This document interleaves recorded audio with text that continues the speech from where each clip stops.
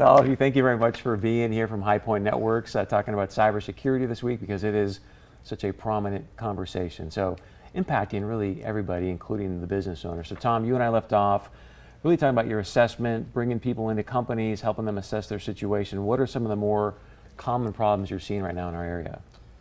Well, I think that from an assessment perspective, let's start with an answer to maybe just a slightly different question. I think the visible challenges that are occurring are there's still too much ransomware. You talked about it earlier in the segment. In North Dakota, we have one of the highest rates of ransoms paid from any state based per 100,000 people. Still a lot of ransoms, and there's a lot of what we call credentials stealing or credentials theft, I guess. Can I ask you an ignorant question, and anyone jump in here, but what is ransomware, and why would you, man, maybe you don't know this, but why does North Dakota have the highest payout per 100,000 citizens? Lynn, I think you had a really great perspective on this the other day as we were talking about just being Midwest nice, and maybe Lynn would kind of expand on that a little bit. True. I think along with the highest payout, we also have one of the lowest attack vectors.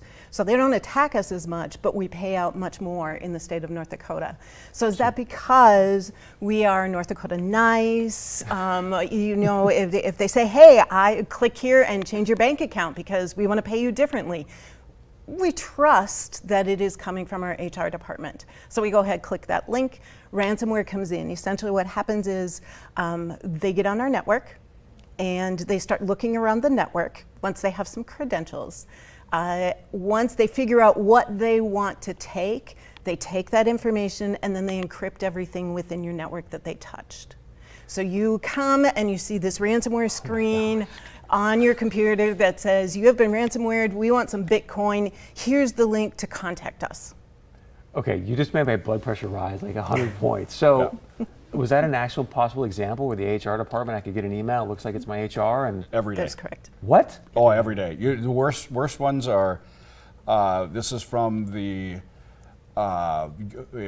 your company name IT department, and it looks completely legit, but unless you take the time to look at it, unless your team, the people that work for your company, unless they know what to look for, there's a good chance they're just going to click on it and assume it's from my IT department. That's how they do that, yes.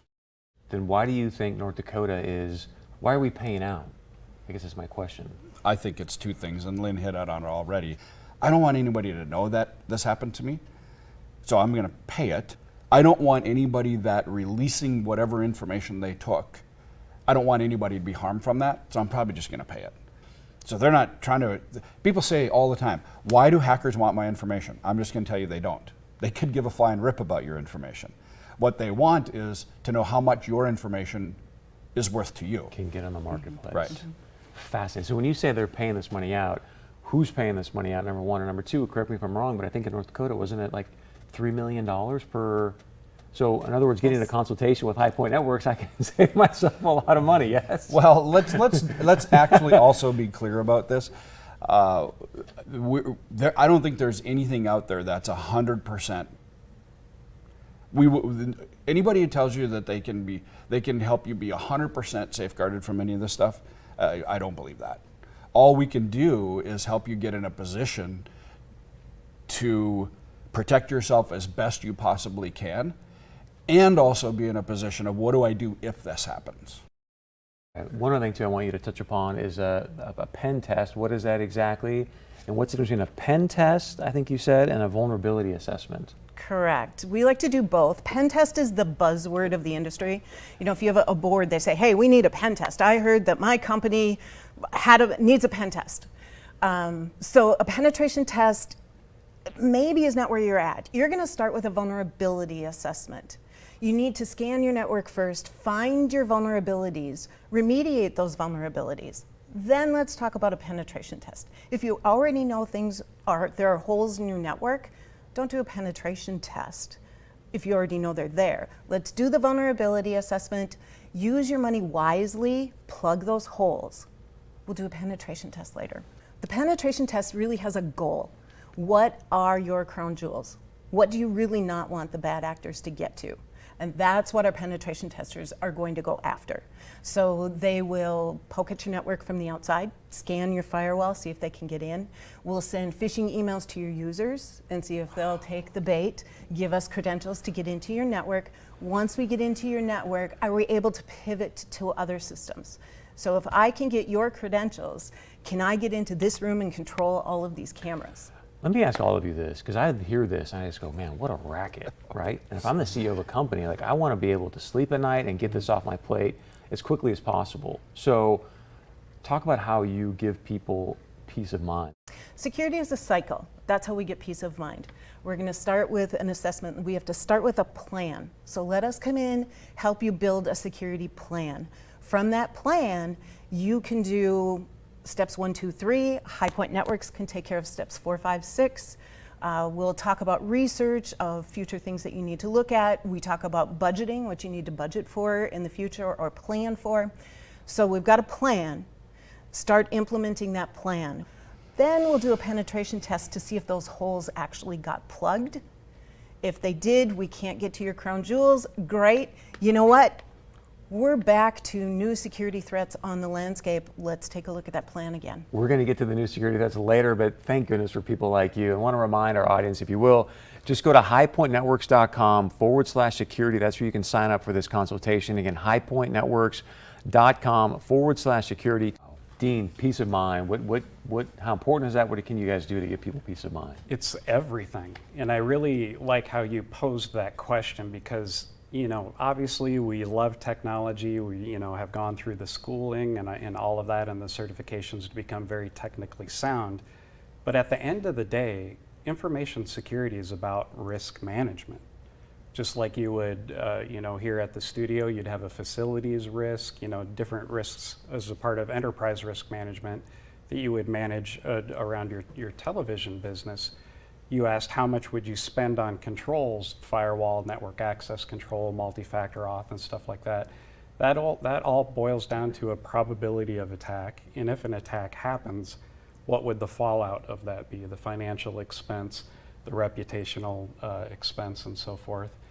There's the governance that we also have to worry about. Are we aligning with what our statutory and regulatory requirements are about? So there's risk, governance, and then, you know, also, you know, you talked about how do we, you know, sleep at night. When we approach discussions with customers, that's one of our primary responsibilities, is that we want to give them peace of mind. You know, what are you willing to pay for that? Well, what is your risk tolerance, to come full circle? You'd mentioned multi-factor authentication. Yeah. So what is that exactly? How important is that? Sure. So we look at a lot of statistics that drive our conversations and drive the controls that we put in place. And kind of one of the catchphrases these days in regards to the pandemic, for example, is follow the science. And the science, you know, suggests how we might implement those controls. It also suggests that credentials are a large part, almost 2/3 of every attack involves some type of credential misuse. So if we have good email security in place, specific to your question, what is MFA? If we put in multi-factor authentication, that means I need to provide 2 pieces of evidence that prove that I am who I say I am. So that's why I've got a lot of people now that are saying, hey, we're going to send you a text and put in the text code, and that's multi-factor. Okay, got it. That's exactly right. You also mentioned, and anybody jump in here, please, on these, but you also mentioned social engineering. I was doing some homework on that. I still don't totally understand. What do you mean by social engineering? What is that? Well, again, if you look at the science, the probability of getting some type of an email, the email being the vehicle, receiving an email that drops a bad piece of software on your machine that can then harvest credentials or kind of give that bad actor a place to command and control your machine, to pivot through your network and so forth.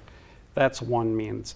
Second means is that you might get an email message that provides a bad website link out to a website that looks like you're authenticating to something, but really what you're doing is you're just giving up your credentials to a bad actor. But what is social engineering? It's basically using that email platform, if you will, to do con artist type of things that will eventually lead to an incident or breach. In addition, Yeah, I was going to say, wouldn't social engineering also be as simple as keeping your all your passwords sitting out on sticky notes on your computer? Absolutely. Is that a different terminology? It's social and physical. Yeah, I mean, because, I mean, think about it for a second. I mean, how many of us have done that in the past where you have, Guilty. Yeah. you know, all your passwords are on sticky notes? Sure. Well, if somebody's in your office, they can take a picture of that and there you go. But Yeah. Social engineering is the bad actor attempting to get you to do something that is going to give the bad actor gain.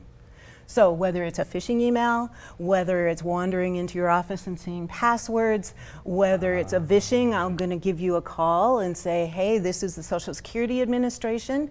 I need your Social Security number to verify who you are. It could also be, we do pre-texting.